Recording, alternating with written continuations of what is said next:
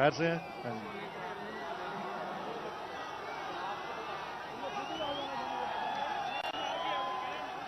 Okay تیار ہو؟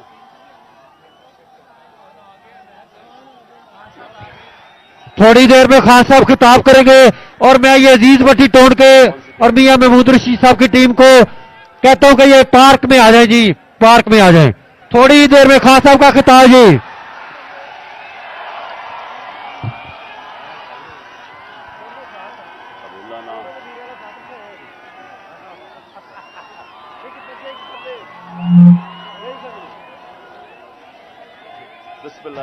آواز نہیں آ رہی وہ بھی. اللہ تیری عبادت کرتے ہیں، تیرے سے مدد مانگتے ہیں. میرے ساتھ آج چودھری پرویز الائی بیٹھے ہوئے ہیں، پنجاب کے چیف منسٹر، اور دوسری طرف میرے پاس محمود خان جو کہ پختونخوا کے چیف منسٹر ہیں. تو ہم نے آج بڑا اہم فیصلہ کرنا ہے اور میں نے اناؤنس کرنا ہے. تو میں یہ چاہتا تھا کہ آج میں اپنی قوم کے سامنے پہلے یہ رکھوں کہ ہم اس سٹیج پہ پہنچے کیسے ہیں، کہ ہم سٹنگ گورنمنٹس ہیں، ہماری اپنی گورنمنٹس ہیں، ہمارا اپنا راج ہے یہاں، لیکن ہم کیوں اس نتیجے پہ پہنچے ہیں کہ ہم سمجھتے ہیں کہ اگر ہمیں اپنی گورنمنٹس بھی قربان کرنی پڑے اس ملک کے اندر، جب تک الیکشنز نہیں ہوں گے، صاف اور شفاف الیکشنز نہیں ہوں گے، ہم سب کو آج خوف ہے کہ ملک ڈوب رہا ہے. میں آپ کو وہ پاکستانی ہوتے ہوئے بتا رہا ہوں جس نے ساری باہر کمائی کی، 20 سال باہر پیسے کمائے، سب کچھ بیچ کے، جو فلیٹ تھا وہ بیچ کے، منی ٹریل دے کے، عدالت میں یہ بتا کہ میں نے وہ کدھر سے پیسے لیے، جو بھی میرا آمدنی کدھر تھی، پھر میں نے فلیٹ لیا، پھر وہ بیچا، پھر منی ٹریل، سب کچھ میرا آج جینا بن رہا پاکستان میں. اور میری طرح کے سارے وہ پاکستانی، اور میں ان پاکستانیوں کی بات کر رہا ہوں جو کہ اس ملک سے پیار کرتے ہیں، عشق کرتے ہیں اپنے ملک سے، میں ان پاکستانیوں کی بات کر رہا ہوں. میں ان کی بات نہیں کر رہا جو چوری کر کے اس ملک کا پیسہ باہر بیچتے ہیں، جن کا سب کچھ باہر ہے، بزنسز باہر ہیں، بچے باہر ہیں، بڑے بڑے محلات باہر ہیں، یہاں کے چوری کے پیسے سے بڑے بڑے شاہانہ ان کا زندگی ہے. اور میں ان کی بات نہیں کر رہا کیونکہ ان کا اس ملک سے کیا رشتہ ہے، اور میں باقی پاکستانیوں کی بات کر رہا ہوں جو سمجھتے ہیں کہ ہمارا جینا مرنا پاکستان میں. اور میں ان پاکستانی میں سے ہوں جس کو پورا موقع تھا کہ 20-25 سال باہر میں نے کرکٹ کھیلتا تھا، میری شادی بھی وہاں کی، میں پاسپورٹ لے سکتا تھا، برطانیہ کا پاسپورٹ لے سکتا تھا، لیکن یہ میرے کبھی ذہن میں یہ چیز نہیں آئی کہ میرا پاکستان کے علاوہ کوئی اور گھر ہے. تو میں آج وہ پاکستانی آج بات کر رہا ہے کہ مجھے پہلی دفعہ مجھے خوف آ رہا ہے کہ یہ جو چوروں کا ٹولہ اوپر بٹھایا گیا ہے یہ ملک کو تباہی کی طرف لے کے جا رہا ہے. میں آج کوئی پاکستان کے بزنس مین سے پوچھ لیں، کوئی انڈسٹریل سے پوچھ لیں، پاکستان کے کسانوں سے پوچھیں، پاکستان کے مزدور سے پوچھیں، جس کی آج آمدنی اور اس کا جو خرچہ ہے اس میں اب کوئی بیلنس ہی نہیں رہا. 50 سال کے بعد سب سے زیادہ مہنگائی ہوئی ہے آج پاکستان میں. آج ہماری انڈسٹری بند ہو رہی ہے، وہ انڈسٹری جو ہمارے دور میں بڑی مشکلوں سے تیسرے اور چوتھے سال میں ہم نے محنت کر کے انسینٹیوز دے کے انڈسٹری بڑھائی، جو کہ ہمارے آخری مہینے میں 26% انڈسٹریل گروتھ تھی. جو ٹوٹل انڈسٹری تھی 10.7% پہ لارج اسکیل مینوفیکچرنگ پاکستان میں گرو کر رہی تھی. دولت میں اضافہ ہو رہا تھا، ہمارے ٹیکسز بڑھ رہے تھے، ریکارڈ، کیونکہ دولت میں اضافہ ہو رہا تھا، ٹیکسز میں اضافہ ہو رہا تھا. ریکارڈ ٹیکسز اکٹھے کیے، ریکارڈ ایکسپورٹس ہم نے کی. مجھے فخر ہے कि मैंने अपने किसानों की मदद की। 4.5% पे हमारा ज़राअत के अंदर ग्रोथ हुई, इजाफा हुआ। हमारी 4 फसलें 2 साल रिकॉर्ड फसलें हुई पाकिस्तान में, क्यों? हमने किसानों की मदद की। आज वो सारा जो पाकिस्तान वहां लेके जा रहे थे, आज मुझे एक चीज बताएं, एक चीज मुझे बताएं कि पाकिस्तान में किसी में बेहतरी हुई है।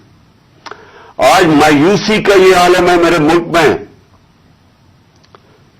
कि 7.5 लाख पाकिस्तानी मुल्क छोड़ के चले गए 7 महीने में। इनमें प्रोफेशनल्स थे, इस मुल्क ने उनके ऊपर पैसा खर्च किया हुआ था। डॉक्टर्स थे, प्रोफेशनल्स थे, इंजीनियर्स थे, स्किल्ड वर्कर, जो तनख्वाह जो स्किल्ड वर्कर होता है। 7.5 लाख लोग मुल्क को छोड़ के चले गए मायूसी में। आज ये आलम है, इस मुल्क को आज इधर हम ले आए हैं कि डाकू राज ऊपर बैठ गया। 30 साल से जो लोग लूट रहे थे उनको आके ऊपर बिठा दिया। मेरा सवाल सबसे पहले यह है कि जब ये मुल्क तरक्की कर रहा था, हमने पहले साल यही छोड़ के गए थे, यही शहबाज शरीफ और नवाज शरीफ इस मुल्क का जब दिवालिया निकाल के गए थे 2018 में, उस पाकिस्तान को हमने पहले संभाला। फिर 2 साल कोरोना के बावजूद जो सारी दुनिया के अंदर अजाब आया हुआ था, सारी दुनिया की मायशत तबाह हुई। आप अमेरिका का हाल देखें, बरतानिया का देखें, जर्मनी का देखें, हमारे से वो मुल्क जिनके इदारे हमारे से बहुत बेहतर थे, हिंदुस्तान का हाल देखें, उसके अंदर पाकिस्तान वो मुल्क था जो दुनिया के टॉप 3 मुल्कों में से हमने वो भी संभाला। हमारी मायशत भी ऊपर गई, हमारी इंडस्ट्री भी ऊपर गई, हमने बेरोजगार होने से लोगों को बचाया, हमने इंडस्ट्रीज को पैसा दिया, इंसेंटिव्स दिए, हमने कंस्ट्रक्शन इंडस्ट्री की मदद की ताकि रोजगार मिले लोगों को। हमने उस दौर के अंदर पाकिस्तान का जो ग्रोथ रेट थी, और मैं ये चाहता हूं आप सारे जो मैं ये चीजें मैं आपको कह रहा हूं अपने मोबाइल फोन से चेक कर सकते हैं कि मैं सच बोल रहा हूं या झूठ बोल रहा हूं। अब तो झूठ बोलना बड़ा मुश्किल है, मोबाइल फोन है, आप गूगल करें, आपके पास 2 मिनट के अंदर सब कुछ आ जाता है। तो ये 17 साल के बाद पाकिस्तान की जो दौलत में इजाफा हुआ था वो 5.7% था हमारे तीसरे साल कोरोना के बावजूद, और 6% था हमारे चौथे साल। अब ये भी मैं आपको आज बता दूं कि ये सिर्फ 3 दौर में ये इस तरह की हम पाकिस्तान की दौलत में इजाफा हुआ, ग्रोथ रेट हुई। अयूब खान के दौर में, जनरल जिया के दौर में और जनरल मुशर्रफ के दौर में। लेकिन वो क्यों हुआ? क्योंकि हम तीनों दफा हम अमेरिका की मदद कर रहे थे। एक दफा हम अफगान जहाद में शामिल थे जनरल जिया के जमाने में, फिर वॉर ऑन टेरर में शामिल थे जनरल मुशर्रफ के दौर में, अयूब खान के दौर में हम किस में शामिल थे? सीटो और सेंटो में उनके साथ मिले हुए थे जबकि कोल्ड वॉर हो रही थी। अमेरिकन डॉलर आ रहे थे पाकिस्तान में, तब उनकी ये ग्रोथ रेट हुई थी। और मुझे फख्र है इस चीज का कि उसके बावजूद कि हमारे पास कोई अमेरिकन डॉलर्स नहीं आ रहे थे, हमने अपनी इकोनॉमी को उठाया, और ये जो 17 साल के बाद बेहतरीन हमारी इकोनॉमी उठ रही थी।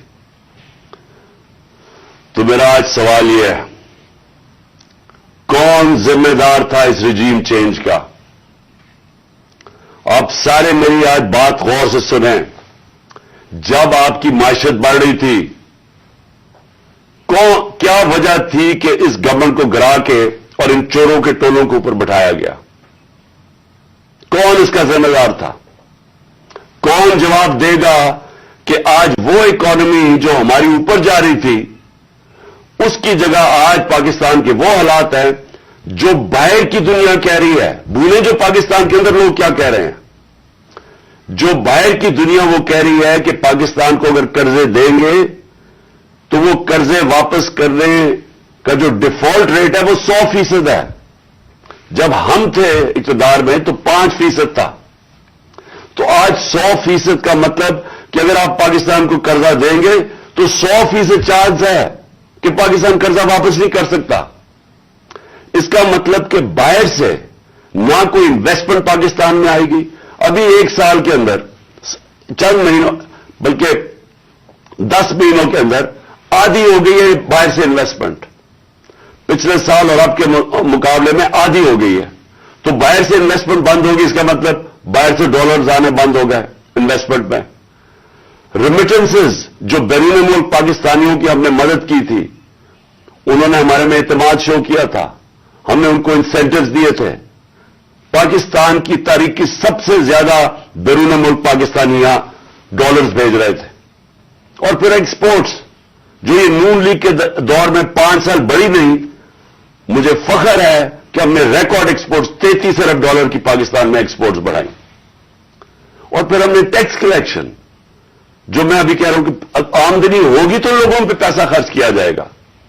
तुम्हारी 6,100 अरब रुपए की हमारे जमाने में टैक्स कलेक्शन थी। आज ये सब कुछ नीचे जा रहा है।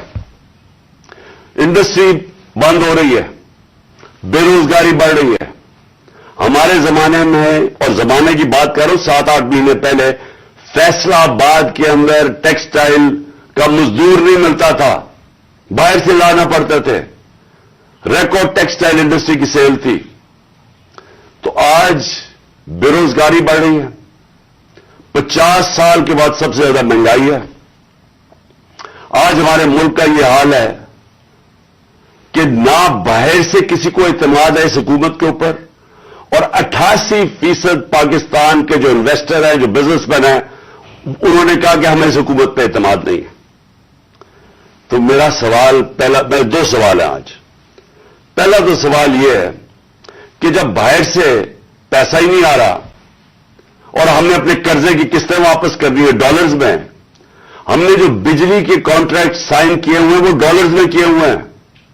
जो कैपेसिटी पेमेंट है, चाहे बिजली इस्तेमाल करें या ना करें, ये जो पिछली हुकूमत ने साइन किए वो डॉलर्स में किए हुए हैं, डॉलर्स में पैसे दे रहे हैं। तो जब डॉलर्स आ ही नहीं रहे पाकिस्तान में और कम हो गए आना, कर्जे हमारे बढ़ते जा रहे हैं, तो आगे पाकिस्तान कैसे आगे चलेगा? एक ही उम्मीद लगाई हुई है इन्होंने कि किसी ना किसी तरह जाके चाइना के पैर पकड़े या हम IMF के पड़े कि हमें वो पैसे दे दें। लेकिन वो तो कैंसर का इलाज डिसिप्लिन से है। वो तो थोड़ी देर आराम आएगा, फिर कर्जे तो बढ़ते जा रहे हैं। तरीका सिर्फ एक था, जो हमने कोशिश की कि मुल्क की दौलत में इजाफा हो। जब आपके मुल्क की दौलत में इजाफा होगा तो आप कर्जे वापस करेंगे। तो आगे तो इनके पास कोई रोड मैप ही नहीं है। अगर ये बड़ा अच्छा उन्होंने हमारी मायशत को संभाला होता तो हम आराम से इनके साथ कहते चले ठीक है, अपना टाइम पूरा कर लें। लेकिन मुल्क तो नीचे जा रहा है, हर चीज नीचे जा रही है मुल्क में, और मुझे खौफ है कि ये डिफॉल्ट की तरफ जा रहा है। यानी अभी भी हम हमारी एलसीज पेमेंट नहीं कर रहे हैं। अभी भी हम पैसे जो बाहर के हमारे जो अपने लाइबिलिटीज है, अभी तक हम अब वो भी पैसे नहीं दे रहे। तो सवाल ये है कि इनके पास क्या रोड मैप है? कोई रोड मैप नहीं है। ये सिर्फ एक चीज ये चाहते हैं कि किसी न किसी तरह इलेक्शन को डिले करें। इसलिए नहीं कि इन्होंने मायशत को उठा देना है, ये इसलिए डिले करना चाहते हैं कि ये खौफजदा हैं इलेक्शन से। इनको डर लगा हुआ है कि जब भी इलेक्शन होंगे इन्होंने हार जाना है। तो अपने आप को बचाने के लिए ये मुल्क को तबाह कर रहे हैं। क्योंकि इन्होंने इलेक्शन में हार जाना है, इसलिए ये इलेक्शन नहीं कर रहे और ये इलेक्शन डिले करेंगे। और मैं ये समझता हूं कि ये अक्टूबर में भी नहीं इलेक्शन करवाएंगे। कोई ना कोई इलेक्शन कमीशन इनके साथ मिला हुआ है, एक बड़ा बददियानतदार आदमी है, वो इनके साथ मिला हुआ है और वो इनको तरीके से बताएगा कि कैसे इलेक्शन डिले किया जा सकता है। इसी इलेक्शन कमीशन ने जब सुप्रीम कोर्ट जब गए सुप्रीम कोर्ट में, जब हमारी गवर्नमेंट गिरा रहे थे ये, तो इसी सुप्रीम कोर्ट के पास जब हम गए تو وہ مان گئے تھے کہ الیکشن ہم نے کہا الیکشن کروا دو، وہ مان گئے تھے. اس الیکشن کمیشنر نے وہاں جا کے کہا کہ جی میں 7 مہینے تک الیکشن نہیں کروا سکتا، اور اس کی بیسس پہ الیکشن نہیں ہوئے. آئین، پاکستان کا آئین کہتا ہے کہ الیکشن کمیشن کو سارا وقت تیار ہونا چاہیے 90 دن میں الیکشن کروانا، اور میں یہ سمجھتا ہوں کہ یہ پوری کوشش کرے گا ان کے ساتھ مل کے کہ کسی نہ کسی طرح یہ الیکشن کھینچے. ان کو کوئی پاکستان کی فکر نہیں ہے، کیونکہ ان کے پیسے باہر پڑے ہوئے ہیں. روپیہ گرتا ہے، ان کے پیسے ڈالر میں، ان کی دولت میں اضافہ ہوتا ہے. ان کو کوئی فکر نہیں ہے کہ اگر ملک نیچے جاتا ہے تو انہوں نے تو پھر باہر چلے جانا ہے. یہ تو ہمیشہ جب مشکل آتی ہے ان کو پر کوئی کیسے ہوتے ہیں، باہر بھاگ جاتے ہیں. تو لیکن میرا جو سوال ہے کہ کون ذمہ دار تھا اس کا؟ کس نے ایک چلتی ہوئی حکومت جو اچھی بلی جو میں خود آپ کو بتا رہا ہوں، اور یہ آپ اکنامک سروے آف پاکستان میں دیکھ سکتے ہیں کہ ہماری پرفارمنس کیا تھی. میں نہیں اگر کہہ رہا تو آپ خود دیکھ سکتے ہیں. اس حکومت کو سازش کر کے، بیرونی سازش کا حصہ بن کے کون ذمہ دار تھا اس کا؟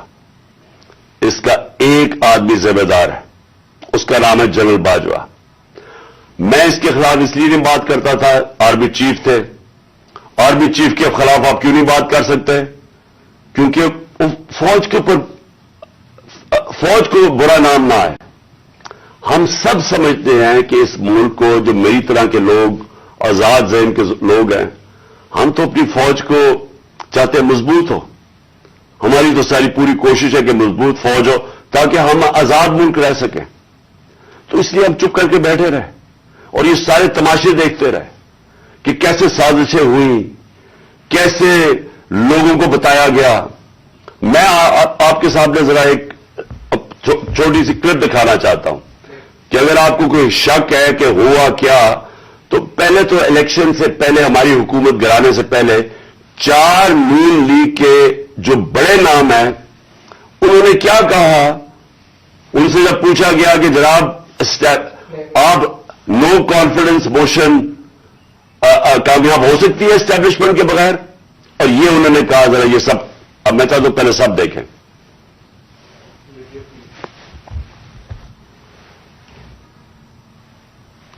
اور ہم چاہتے ہیں کہ اگلی حکومت کا فیصلہ پاکستان کی عوام سے.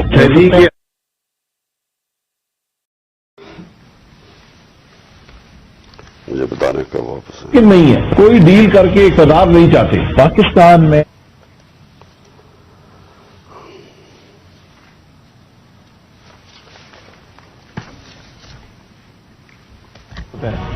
جب بھی عدم اعتماد کے ہوتے ہیں تو یقیناً ڈیل کا نتیجہ. اسٹیبلشمنٹ کے بغیر عدم اعتماد کی تحریک کو کامیاب نہیں کیا جا سکتا، کیونکہ اسٹیبلشمنٹ بھی ایک تیسری قوت کے طور پہ یا چوتھی قوت کے طور پہ پارلیمنٹ میں یعنی بکن.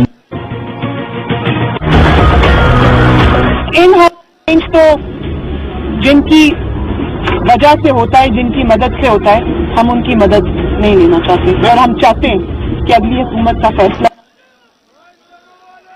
کر. انہوں نے کل کیا کہا ذرا پہلے یہ بھی سن لیں، دوسرا کلپ، تاکہ آپ کو پتہ چل جائے کہ ہوا کیا اس ملک کے ساتھ.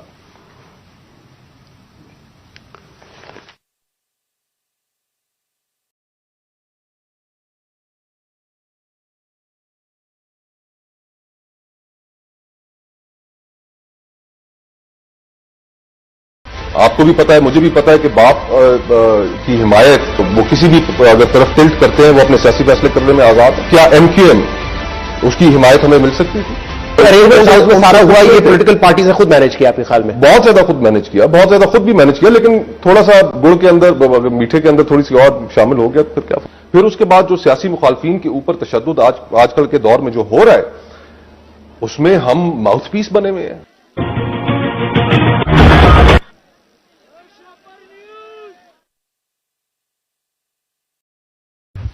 کہ یہ جو ساری سازش ہوئی تھی اس میں ہم کسی کو اور کو نہ کہیں، ایک آدمی کا فیصلہ کرتا ہے، وہ تھا آرمی چیف اس وقت کے جنرل باجوہ. انہوں نے یہ فیصلہ کیا ہمیں ہٹانے کا. کیا وجہ تھی اس کے پیچھے؟ کیا ان کو क्या ये समझते थे कि वाकई शहबाज शरीफ और ये इसहाक डार कोई बड़े जीनियसेस हैं जो आके मुल्क को हमारे से बेहतर चला लेंगे?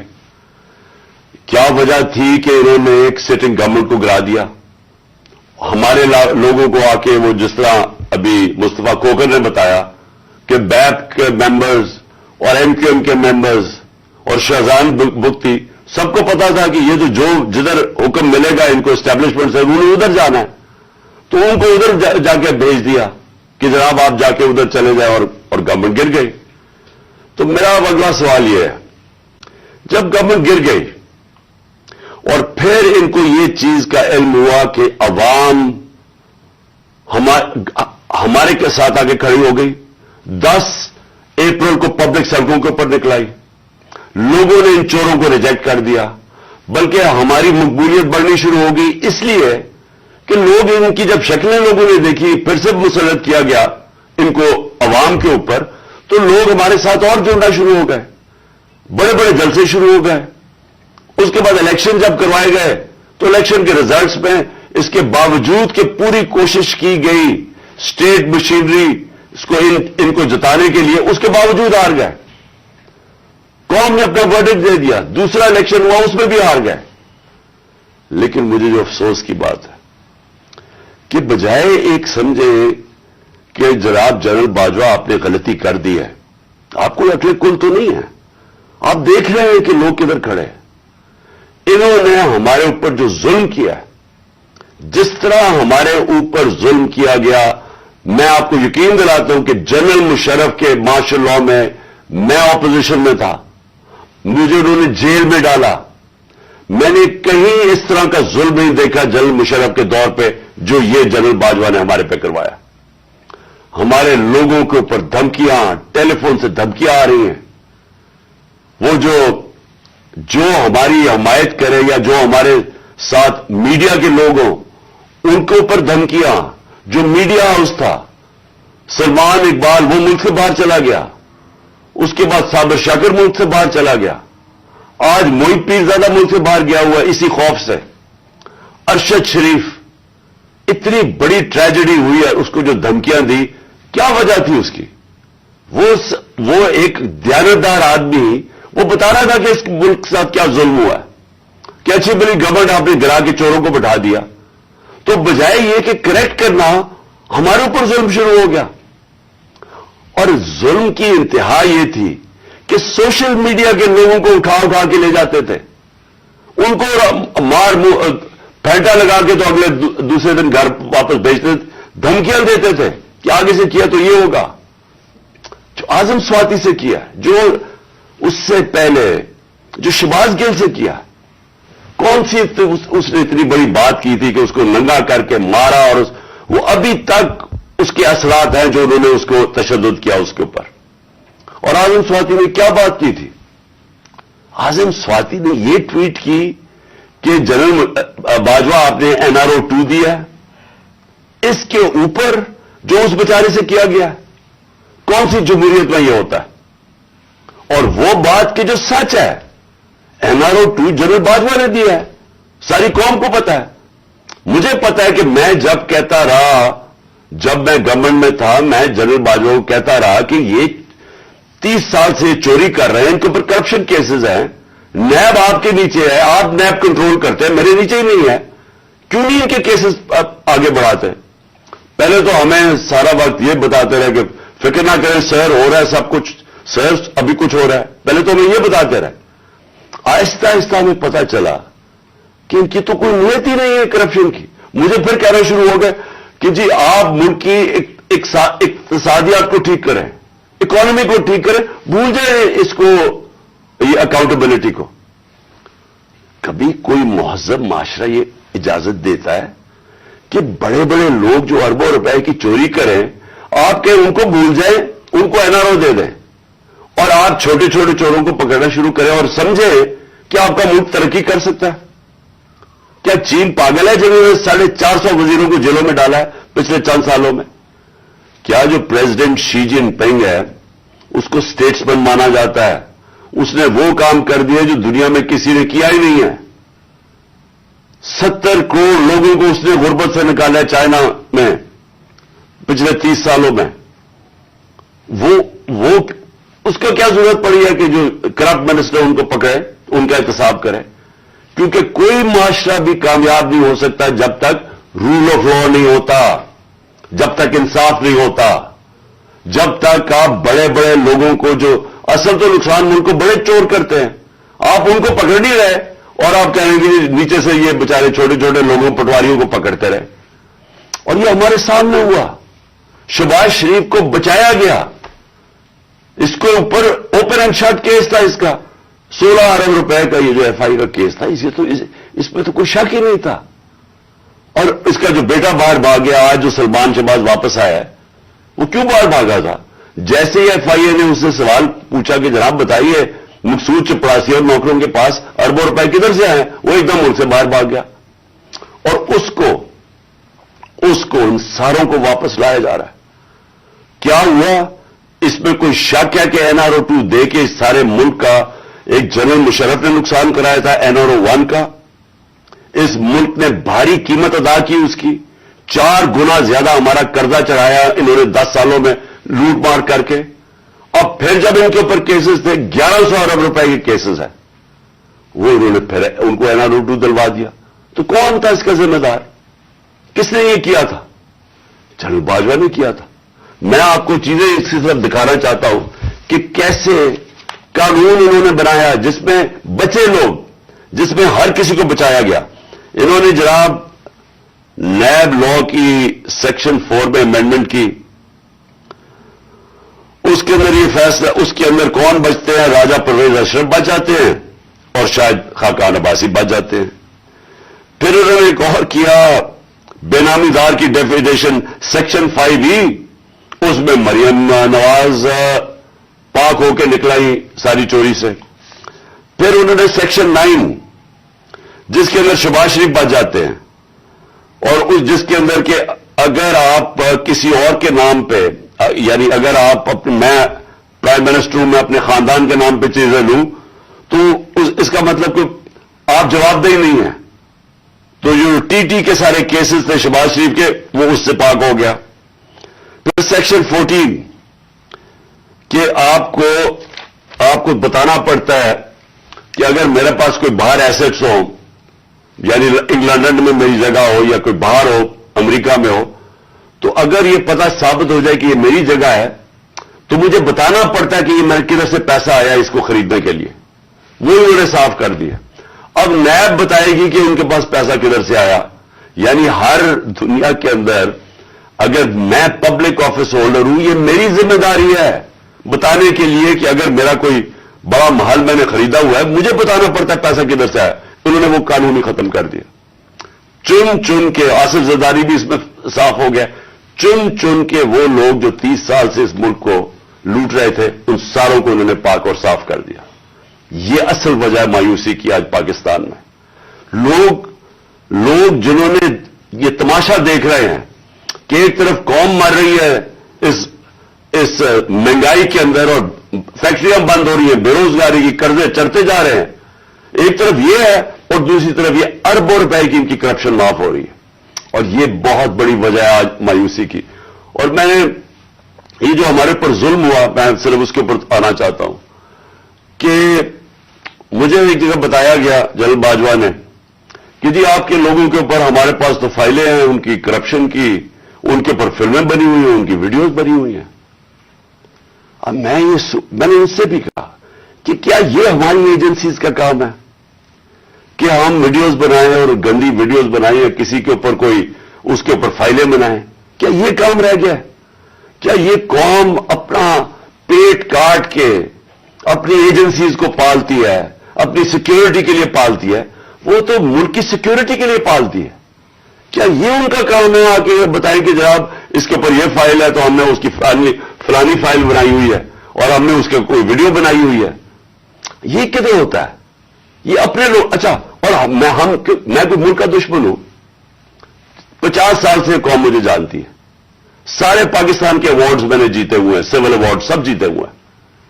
मैं सबसे बड़ा पाकिस्तान का वो, यानी जो जिसे कहे कि जो खैराती काम करता है, किसी ने पाकिस्तान में इतने पैसे नहीं इकट्ठे किए जो मैंने किए। मेरे ऊपर हर किस्म का गन। ये सोचें कि मेरा प्राइम मिनिस्टर, जब मैं प्राइम मिनिस्टर था, मेरे घर का फोन टैप किया हुआ था, और वो टैप ही नहीं किया, उसके बाद वो लीक्स करते हैं। ये प्राइम मिनिस्टर के घर, कोई ये नहीं पूछ रहा कि इतना ये ऑफिशियल सीक्रेट एक्ट की वायलेशन है, प्राइम मिनिस्टर के प्राइवेट नंबर को टैप करें और उसको जाके आप पब्लिक कर दें। कोई ये कहां होता है? अगर मैं अपने प्रिंसिपल सेक्रेटरी, मैं अपने प्रिंसिपल सेक्रेटरी से बात कर रहा हूं, वो इन्होंने टेप चला दी, वो कौन कर रहा था? तो मैं फिर से ही पूछता हूं, हम कोई मुल्क के दुश्मन हैं क्या? मैं कोई पैसे लूट के मेरे बाहर पड़े हुए हैं क्या? मैं कोई मुझसे गद्दारी कर रहा हूं? लेकिन जो हमारे से किया गया है, और आजम स्वाति से जो किया गया, उसकी बीवी को वीडियो भेज दी, यानी इस लेवल पे नीचे गिरना था कि उसके घर वीडियो भेज दी उसकी, और ये कहा कि जनाब, और डराया गया कि तुम्हारी फैमिली सेफ नहीं है।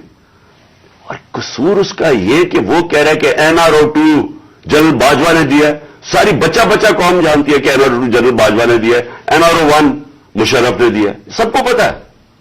उसके ऊपर इतनी सजा, एक सेनेटर को, उसको उठा के, हार्ट का पेशेंट है आजम स्वाति, उसको कभी वहां भेज रहे हैं, कोयटा भेज रहे हैं, उस ठंड में सिंध भेज रहे हैं प्राइवेट जहाज में। कौन सा जुर्म किया उसने? और क्यों? अगर आपने नहीं दिया NRO-2 तो जाके पब्लिक को बताया नहीं दिया आपने, सारे आपके लोगों को बताएं आपके किस तरह आपने लोगों को बचाया। हम बताएंगे कैसे बचाया आपने। मैं आज प्राइम मिनिस्टर बताऊंगा कि कैसे कैसे आपने एहतसाब होने नहीं दिया।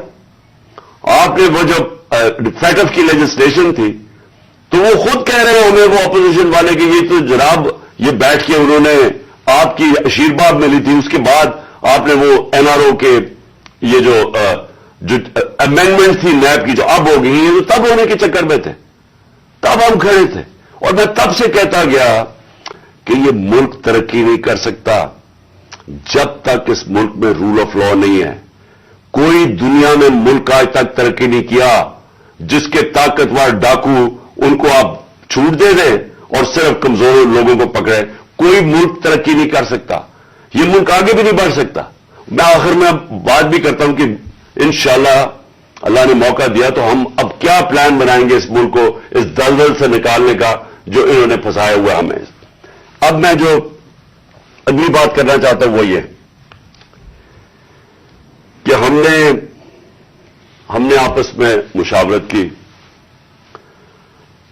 मैंने पहले कोशिश की कि हमारी जो मार्च है, आजादी मार्च, हकीकी आजादी की मार्च, हमारी कोशिश ये थी कि हम इनको, गवर्नमेंट को बताएं कि इस वक्त कौम किधर खड़ी है। लाखों लोग सड़कों के ऊपर निकले हमारे साथ आजादी मार्च पे, और सब एक ही चीज चाह रहे हैं, इलेक्शन।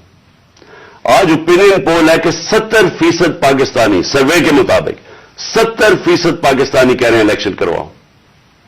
हमने आजादी मार्च भी यही की। हमने गवर्नमेंट को कि एक आइन के अंदर रह के हमने उनको प्रेशर डालने की कोशिश की कि देखें ये अवाम इधर खड़ी हुई है और आप सिर्फ कि जी हमारे करप्शन के केसेस माफ हो जाए या नवाज शरीफ को पाक कर दें और फिर वो कोई नेल्सन मंडेला पाकिस्तान आ जाए और इसके लिए मुल्क डूबता जाए, लेकिन आपको सिर्फ एक ही करप्शन का पड़ा हुआ था। मैं सिर्फ एक आपको चाहता हूं कि क्लिप जरूर देखें। ये जिस दिन 2 दिन पहले, यानी मैं ऑफिस से गया 9 अप्रैल को, ये 8 अप्रैल को, इस पिछली अप्रैल को मैंने ये क्लिप रिकॉर्ड आवाम से खिताब किया था। मैं सिर्फ चाहता हूं ये आप देख लें कि ये नहीं कि मुझे नहीं पता था कि क्या होगा या ये जो हुआ है ये हमें पता नहीं था, ये होना था। और इसके ऊपर मैंने 2 दिन पहले इक़्तिदार छोड़ने से पहले ये जरा क्लिप जरा देख लें। इसी तरह बस पावर मिल जाए ताकि फिर से पहले जो NRO-1 बना था इनको सारों ने, इन्होंने मिलकर जो चोरी की जनरल मुशर्रफ ने NRO दे दिया, अब ये NRO-2 होगा। इनका मकसद सिर्फ ये है कि वहां असेंबली में आए। सबसे पहला ये काम मैं आज आपको कह रहा हूं, इन्होंने नैब को खत्म करना है, इन्होंने अपने करप्शन केसेस खत्म करने। इस वक्त हालात ये है कि ये जो सारे जमानत के ऊपर है, डर किस चीज का है, इनके सारे केसेस आने लगे सामने, तो वो जल्दी जल्दी हटाना चाहते थे कि किसी तरह ये अपने केसेस से निकल जाए। अब ये सारा یہ جو مدعا اکٹھا ہو جائے گا اور صرف ایک مسئلہ کسی طرح بس پاور مل جائے تاکہ پھر سے پہلے جو NRO 1 بنا تھا ان کو ساروں نے انہوں نے مل کے جو چوری کی جنرل مشرف نے NRO دے دیا، اب یہ NRO 2 ہوگا۔ ان کا مقصد صرف یہ ہے کہ وہاں اسمبلی پہ آئیں۔ سب سے پہلا یہ کام میں آج آپ کو کہہ رہا ہوں، انہوں نے نیب کو ختم کرنا ہے، انہوں نے اپنے کرپشن کیسز ختم کرنے ہیں۔ اس وقت حالات یہ ہیں کہ یہ جو سارے ضمانت کے اوپر ہے، ڈر کس چیز کا ہے؟ ان کے سارے کیسز آنے لگے ہیں سامنے، تو وہ جلدی جلدی ہٹانا چاہتے تھے کہ کسی طرح یہ اپنے کیسز سے نکل جائے۔ اب یہ سارا یہ جو مدعا اکٹھا ہو جائے گا اور صرف ایک مسئلہ کسی طرح بس پاور مل جائے تاکہ پھر سے پہلے جو NRO 1 بنا تھا ان کو ساروں نے انہوں نے مل کے جو چوری کی جنرل مشرف نے NRO دے دیا، اب یہ NRO 2 ہوگا۔ ان کا مقصد صرف یہ ہے کہ وہاں اسمبلی پہ آئیں۔ سب سے پہلا یہ کام میں آج آپ کو کہہ رہا ہوں، انہوں نے نیب کو ختم کرنا ہے، انہوں نے اپنے کرپشن کیسز ختم کرنے ہیں۔ اس وقت حالات یہ ہیں کہ یہ جو سارے ضمانت کے اوپر ہے، ڈر کس چیز کا ہے؟ ان کے سارے کیسز آنے لگے ہیں سامنے، تو وہ جلدی جلدی ہٹانا چاہتے تھے کہ کسی طرح یہ اپنے کیسز سے نکل جائے۔ اب یہ سارا یہ جو مدعا اکٹھا ہو جائے گا اور صرف ایک مسئلہ کسی طرح بس پاور مل جائے تاکہ پھر سے پہلے جو NRO 1 بنا تھا ان کو ساروں نے انہوں نے مل کے جو چوری کی جنرل مشرف نے NRO دے دیا، اب یہ NRO 2 ہوگا۔ ان کا مقصد صرف یہ ہے کہ وہاں اسمبلی پہ آئیں۔ سب سے پہلا یہ کام میں آج آپ کو کہہ رہا ہوں، انہوں نے نیب کو ختم کرنا ہے، انہوں نے اپنے کرپشن کیسز ختم کرنے ہیں۔ اس وقت حالات یہ ہیں کہ یہ صرف آپ کو اس لیے دکھا رہا تھا کہ ہمیں سب پتا تھا یہ کیا ہو رہا ہے۔ مجھے یہ سازش کا پوری طرح پتا تھا، مجھے میرے ہٹنے سے 1 سال پہلے کا اندازہ ہو گیا تھا کہ یہ شہباز شریف کو تیار کیا جا رہا ہے لانے کے لیے، اس کے باوجود کہ اس کے پاس 16 ارب روپے اس کے اور اس کے بچوں کے اوپر FIA کیس تھے اور 8 ارب روپے کے نیب کے کیس تھے۔ تو مجھے یہ سارا پتا تھا یہ ہو رہا ہے، اور مجھے افسوس کی بات یہ ہے کہ میں جب بھی پوچھتا تھا جنرل باجوہ سے تو ہمیشہ کہتے تھے کہ نہیں، ہم تو کسی صورت ہم ایسا نہیں کر سکتے، ہم تو کنٹینیوٹی چاہتے ہیں۔ تو اس کا نتیجہ کیا ہوا؟ وہ آ گیا، شہباز شریف آ گیا، اور آپ کے سامنے جو ملک کے اب حالات ہیں، اب سب ساری قوم کے سامنے ہیں۔ میرا پوائنٹ یہ ہے آج کہ میں ابھی آخری جو ابھی اناؤنسمنٹ جو کرنے لگا ہوں، اس سے پہلے میں صرف یہ پوچھنا چاہتا ہوں، کون ہے ذمہ دار اس کا؟ کیا کوئی اس کا جواب دے گا کہ اچھی بلی گورنمنٹ چلتے ہوئے اس کو گرا کے ان چوروں کو اوپر لے آئیں؟ اور میرا اگلا سوال یہ ہے کہ اس کے بعد جو ہمارے اوپر سختیاں کی گئی، جو سوشل میڈیا پہ جو میڈیا جو ہماری حمایت کرتا تھا، کیسز کی میرے اوپر بارش ہو گئی، مجھے دہشت گردی کا کیس کروا دیا۔ 25 مئی کو پولیس نے جس طرح ہمارے اوپر ظلم کیا، اور جب ہم پولیس والوں سے پوچھتے تھے وہ کہتے تھے جی ہمیں پیچھے سے آرڈر ہے۔ جس طرح کا ہمارے اوپر ظلم کیا گیا، میں سوال یہ پوچھتا ہوں کہ کیا ہم بھیڑ بکریاں ہیں؟ ہم کیڑے مکوڑے ہیں کہ آپ جب فیصلہ کریں پہلے آپ، اور میں نے آپ کے کانوں سے، جنرل باجوہ کے کانوں سے سنا کہ یہ کرپٹ ہے، اب آپ نے فیصلہ کیا کہ یہ ٹھیک ہو گئے ہیں، اور آپ نے فیصلہ کیا کہ جناب یہ آپ ملک کو ٹھیک کریں گے۔ تو کیا ہم وہ کیڑے مکوڑے ہیں کہ جدھر آپ بھیڑ بکریوں کو دھکیلیں گے ہم ادھر چلے جائیں گے؟ یعنی ہم انسان ہیں یا ہم جانور ہیں کہ جو آپ کا فیصلہ ہو بند کمروں کے اندر ہم اسی کے اوپر چل پڑے؟ اور آپ کو جب نظر بھی آ رہا تھا کہ پاکستانی قوم ان کو ریجیکٹ کر رہی ہے، ہمیں تو ہمارے ساتھ میرا تو فائدہ کروا دیا، مجھے تو اللہ نے کبھی اتنی عزت دی نہیں جو اس کے بعد ملی ہے، لیکن ملک کو کدھر پہنچا دیا آج۔ اور میں کیا یہ پوچھنا چاہتا ہوں کہ پاکستان کا مستقبل ہے کہ پہلے یہ لوٹیں گے، اب ان کے بچے تیار ہو گئے لوٹنے کے لیے، کیا اب ہم ان کو لے کے آئیں گے؟ اور اگر ہم ان کے خلاف جائیں گے اور ہم ان کو ریزسٹ کریں گے تو ہمیں پھیٹا لگایا جائے گا، ہمارے پر کیسز کیے جائیں گے، ہمیں ڈرایا جائے گا۔ مجھے ابھی بھی کہہ رہے ہیں کہ جی آپ اگر یہ آپ نے گورنمنٹ چھوڑ دی تو آپ کے اوپر بڑا ظلم ہوگا، آپ کی پروٹیکشن چلی جائے گی۔ جب میں جا رہا تھا، میں آج اپنی قوم کو بتانا چاہتا ہوں کہ جب میں جا رہا تھا مارچ کے اوپر، سب کو، میرے ارد گرد بھی لوگوں کو پتا ہے، میں نے سب کو کہا تھا کہ اس میں واردات ہوگی، میرے خلاف میری جان کو خطرہ ہے۔ میں نے ٹی وی کے اوپر جا کے اس سے پہلے بتایا تھا کہ یہ دینی انتہا پسند کے نام پہ مجھے قتل کریں گے. ہر روز جب میں مارچ پہ جاتا تھا اور میں بشرا بیگم کو خدا حافظ کہتا تھا, میں تو ان کو سلام کرتا ہوں کہ ان کو پتا ہوتے ہوئے کہ میری جان خطرے میں تھی, اس کے باوجود وہ مجھے کہتی تھی کہ نہیں جاؤ, یہ جہاد ہے, یہ اللہ کے لیے آپ کام کر رہے ہیں. کوئی اپنی زندگی خطرے میں نہیں ڈالتا پیسے کے لیے یا اقتدار کے لیے, کوئی زندگی خطرے میں نہیں ڈالتا. جہاد کے لیے جب آپ اللہ کے لیے کام کر رہے ہیں تب آپ پتا ہوتے ہوئے کہ اب زندگی خطرے میں, اس کے باوجود جاتا تھا میں. اور میں جیسے ٹھیک ہوں گا انشاءاللہ, جیسی میں چلنے کے قابل ہوں گا, میں پھر نکلوں گا باہر, کیونکہ یہ اللہ کا کام ہے. اپنی قوم کو حقیقی طور پہ آزاد کرنا یہ اللہ کا حکم ہے. ہمیں ظلم اور ناانصافی کے ساتھ سامنے کھڑا ہونا یہ اوپر والے کا حکم ہے, اس کو وہ جہاد کہتا ہے. امر بالمعروف پہ چلنا, کہ جب آپ دیکھ رہے ہیں یہ سارے چوروں کا ٹولہ اوپر بیٹھ گیا ہے اور آپ چپ کر کے بیٹھے رہیں بھیڑ بکریوں کی طرح, یہ آپ قرآن کا جو اللہ کا حکم ہے اس کے خلاف جا رہے ہیں. تو میرے لیے تو یہ جہاد ہے, تو میں نے تو یہ رکنا نہیں ہے. اور میں اپنی ساری قوم کو آج کہہ رہا ہوں, میں نوجوانوں آپ کو کہہ رہا ہوں, یہ کبھی نہ سوچے جو یہ 7.5 لاکھ ہمارے لوگ ملک چھوڑ کے گئے ہیں. مجھے افسوس ہے کہ دیکھیں آسان راستہ ہے. میرے لیے کیا آسان زندگی تھی. میں کرکٹ کے بعد کچھ بھی نہ کرتا, تھوڑی سی کرکٹ کے اوپر بات چیت کرتا ہوں, اللہ نے مقام اتنا دیا ہوا ہے میں کروڑ روپیہ کما سکتا ہوں, مجھے تو کچھ کرنے کی ضرورت نہیں تھی. لیکن اللہ نے ہمیں کسی مقصد کے لیے پیدا کیا ہے. جانور آتے ہیں, بچے پیدا کرتے ہیں, کھا پی کے مر جاتے ہیں. تو انسان بھی اگر اس کو اب سمجھ ہی نہ آئے کہ اللہ نے ہمیں کسی مقصد کے لیے پیدا کیا ہے, تو اس میں جانوروں میں کیا فرق رہ جاتا ہے. وہ جب قرآن کی آیت ہے کہ جب انسان فرشتے سے بھی اوپر چلا جاتا ہے لیکن گرتا ہے تو جانور سے بھی نیچے چلا جاتا ہے. تو میں اپنی ساری قوم کو کہہ رہا ہوں کہ دیکھیں ہمارے سامنے اب 2 راستے ہیں. ہم ان چوروں کے ٹولوں کو مان لیں تو ہم اپنی تباہی کر رہے ہیں. اس ملک کا کوئی مستقبل نہیں ہے. ایک ہی راستہ ہے کہ اب جدوجہد کریں. میں وہاں جب گیا پنڈی پہنچا اور میں اس وقت بڑی تکلیف میں تھا, میں یہ بھی آپ کو بتا دوں, کیونکہ مجھے ڈاکٹرز نے کہا تھا ابھی نہیں آپ ٹریول کر سکتے. میں گیا اس کے باوجود صرف اپنے لوگوں کو کھڑا کرنے کے لیے کہ دیکھیں یہ پاکستان کے لیے ایک فیصلہ کن وقت ہے, اس کو ضائع نہ ہونے دیں. قوم میں بیداری آ گئی ہے.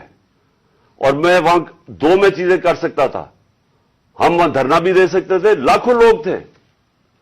ہم وہاں اسلام آباد کے اوپر بھی جا سکتے تھے, اتنے لوگ تھے. ہم اسلام آباد میں خون خرابہ ہونا تھا وہاں, اور کئی دفعہ لوگ چاہتے ہیں کہ خون خرابہ ہو, لاشیں گریں تاکہ وہ جناب ان کی تحریک اور اٹھ جائے. میں یہ نہیں چاہتا تھا. میں نے ساری سٹرگل آئین اور قانون کے بیچ میں ہے. میں کبھی اس سے باہر نہیں نکلا. اور میں نے اس لیے فیصلہ کیا کہ بجائے ہم وہاں جائیں اور توڑ پھوڑ ہو اور تباہی ہو, میں نے فیصلہ یہ کیا کہ ہم جو 2 اسمبلی اب قربان کرتے ہیں اپنی 2 اسمبلیوں کو, ہم قربان کرتے ہیں اپنے ملک کے لیے.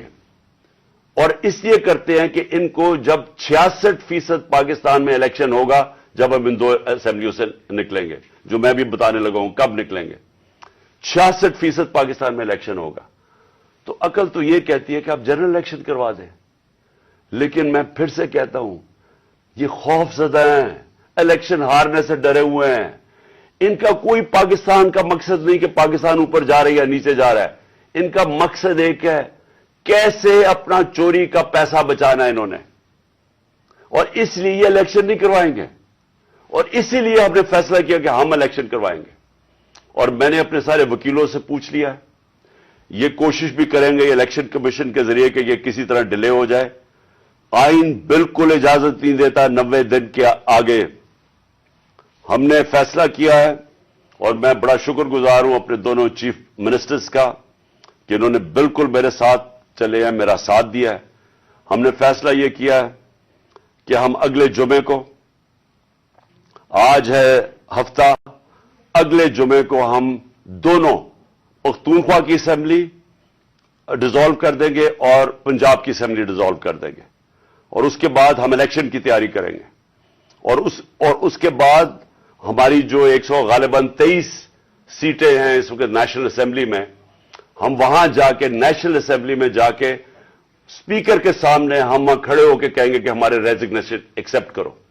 یہ ڈرامے نہ کرو کہ چن کے 8 جو انہوں نے پہلے ہمارے ساتھ کیا تھا، انہوں نے بجائے ہمارے باقی ریزگنیشن ایکسپٹ کرنے کے، انہوں نے 8 سیٹیں چنی. یہ جو بڑا کرپٹ یعنی مورلی کرپٹ الیکشن کمیشن ہے، اس نے نواز شریف کے ساتھ بیٹھ کے 8 سیٹیں چنی جو ہماری سب سے کمزور سیٹیں تھیں، جن میں بڑی کم مارجن سے ہم جیتے تھے، اور جدھر پی ڈی ایم کا ووٹ دگنا تھا ہمارے سے اس الیکشن کے اندر. اب یہ عوام دیکھیں کدھر آج ایک باشعور عوام ہے، بیداری آئی ہوئی ہے ہماری قوم میں، پتا ہوتے ہوئے کہ میں نے اسمبلی میں نہیں، میں 8 سیٹوں پہ لڑا، پتا ہوتے ہوئے کہ میں نے اسمبلی میں نہیں جانا، اس کے باوجود میری قوم نے مجھے سارے 8 کی 8 سیٹوں پہ جتایا، 7 سیٹوں پہ جتایا. اور ایک جو کراچی کے اندر سیٹ تھی، ذرا وہاں دیکھ لے، وہ الیکشن کمیشن کو وہ دھاندلی نہیں نظر آئے گی جس طرح انہوں نے پوری اسٹیٹ مشینری استعمال کی اور ووٹ باہر پھینک دیا، جو ہر بار استعمال کرتا ہے. تو ہم نے یہ فیصلہ کر لیا. میں اپنی قوم کو آخر میں صرف یہ کہنا چاہتا ہوں کہ دیکھیں، مایوسی گناہ ہے. آپ مایوس ہو کے گھر بیٹھ جائیں یا آپ باہر ٹکٹ لے کے کسی اور ملک میں چلے جائیں اور کوئی نوکری مل جائے، یہ میری نظر میں یہ ایک انسان اپنی جو ڈیوٹی ہے معاشرے کو اس سے بھاگتا ہے. اصل آپ سب کی ڈیوٹی یہ ہے کہ ہم اب کھڑے ہوں اور ہم ان چوروں کا اور اس کرپٹ نظام کا مقابلہ کریں، اور ہم کریں الیکشن کے ذریعے، اور الیکشن کے ذریعے ان کو سبق سکھائیں آئین اور قانون کے بیچ میں رہتے ہوئے. میں نہیں چاہتا کہ یہ سری لنکا جیسا سچویشن ہو کہ لوگ سڑکوں کے اوپر آ جائیں اور توڑ پھوڑ ہو. میں چاہتا ہوں کہ ہم الیکشن کے ذریعے ان کو شکست دیں، اور ان کو ایسی شکست دیں کہ یہ ہمیشہ کے لیے ان چوروں کا نام و نشان یہاں سے چلا جائے. اور وہ تب ہوگا جب آپ سب اس کو اپنی ذمہ داری لے کے نکلیں گے. اور میں آپ کو آخر میں یہ کہنا چاہتا ہوں کہ مایوسی جو ہے، میں 3.5 سال گورنمنٹ میں رہا، اس کے باوجود کہ بینک کرپٹ گورنمنٹ میں لی، اس کے باوجود کہ ہمارے پاس تجربہ ہی نہیں تھا بالکل. ہم پہلی دفعہ گورنمنٹ میں آئے تھے، ایک کے بعد دوسرا کرائسس تھا. صدی میں ایک دفعہ کرونا جیسا کرائسس آتا ہے، وہ اوپر سے آ گیا، 2 سال وہ رہا. اس کے باوجود پاکستان میں کسی گورنمنٹ نے، جس طرح میں نے کہا کہ جو ملٹری ڈکٹیٹرز کو تو امریکن ڈالرز ملے، ہمیں تو کوئی ڈالرز ہی ملے. سب سے بہترین ہماری اکنامک پرفارمنس تھی. اس سب کے باوجود اب ہم سمجھ گئے ہیں، مجھے تیسرے اور چوتھے سال میں پوری سمجھ آ گئی کہ یہ گورنمنٹ چلتی کیسے ہے. میں آخر میں صرف آپ کو یہ کہنا چاہتا ہوں، مایوس نہ ہوں. ملک یہ تب اب اٹھے گا جب بڑے اور مشکل فیصلے ہوں گے. یہ مشکل فیصلے ان کے نہیں کہ قیمتیں بڑھاتے جاؤ اور کہو جی مشکل فیصلہ ہے. مشکل فیصلے کا مطلب ملک کے اداروں کو ری اسٹرکچر کریں، اس ملک کے اندر انصاف قائم کریں، رول آف لا قائم کریں. اگر اللہ بھاری اکثریت دیتا ہے تو تب آپ یہ سب کچھ کر سکتے ہیں. اس ملک میں اصلاحات کر سکتے ہیں، ادارے ٹھیک کر سکتے ہیں. جو گورنمنٹ کیسے چلتی ہے، اتنی بڑی ہم نے گورنمنٹ بنا دی ہے اور وہ ہمیں آگے نکلنے نہیں دیتی. ہر جگہ رکاوٹیں بن گئی ہوئی ہے، اور ہم نے کافی چینج بھی کیا. ایکسپورٹس بڑھانی ہے، ہم نے ریکارڈ ایکسپورٹس بڑھائی. کیسے ہم نے ایکسپورٹس بڑھانی ہے اس کا ہم نے پلان بنایا ہوا ہے. اسمال اور میڈیم انڈسٹری کو کیسے کھڑا کرنا ہے جو اصل روزگار دیتی ہے اور دولت میں اضافہ ہوتا ہے.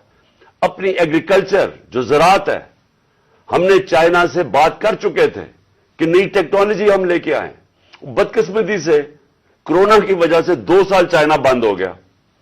وہ جو نئی ٹیکنالوجی سے ہم نے صرف اپنی، اگر ہم وہ چھوڑیں کہ جو چائنا کے اندر وہ پیداوار لیتے ہیں 1 ایکڑ سے، ہم اگر اپنی دگنی کر لیں تو اب یہ سمجھیں کہ پاکستان کے اندر ایک انقلاب آ جائے گا. میں آخر میں یہ کہنا چاہتا ہوں کہ کوئی مایوس ہونے کی کوئی ضرورت نہیں ہے. یہ ٹورزم میں ہی ہم اتنا پیسہ بنا سکتے ہیں، اور وہ بھی بدقسمتی سے کورونا کی وجہ سے ٹورزم ساری دنیا میں بند ہوگی. ہم اس ملک کو اٹھا سکتے ہیں، لیکن وہ گورنمنٹ اٹھائے گی جس کے پاس ایک مینڈیٹ ہو، جس کے پاس عوام کی طاقت ہو. اور اس اللہ کے بعد اس ملک کے جو وارث ہے وہ عوام ہے اور کوئی نہیں. عوام اس ملک کی وارث ہے اور میں ان میں آپ میں سے ہوں. ہم نے اس عوام نے ایک قوم بن کے ہم نے اس مشکل وقت سے نکلنا ہے, اور لیکن وہ نکلیں گے تب جب اس ملک کے اندر صاف اور شفاف الیکشن ہو, اور اس کے لیے ہماری اب جدوجہد جاری رہے گی. میں آپ سب کا شکریہ ادا کرتا ہوں کہ پھر سے آپ میری کال پہ آئے. پاکستان زندہ باد.